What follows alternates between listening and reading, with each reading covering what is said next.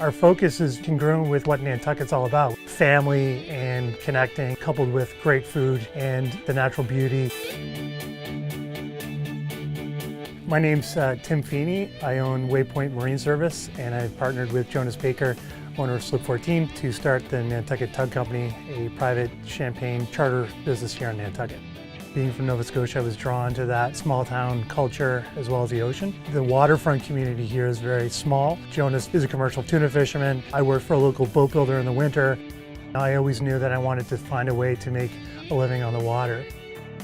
Gertrude was kind of my reality check for people to say, check back in with your friends, check back in with nature, and enjoy what Nantucket is. My name's Jonas Baker. I've lived on Nantucket year-round since 1997.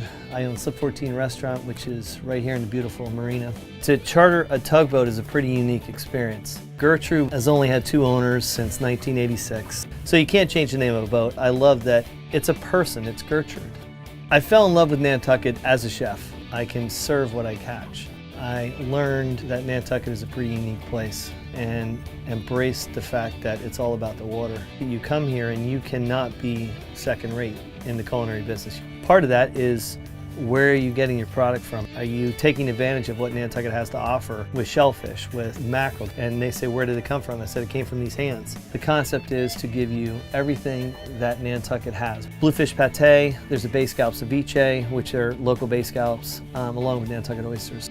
We have some of the best culinary experiences anywhere. The beaches are world class. You walk up Main Street and everything looks the same, and everyone has an American flag flying out, and all the plants are beautiful. But that's just what it is. This is just how we do it.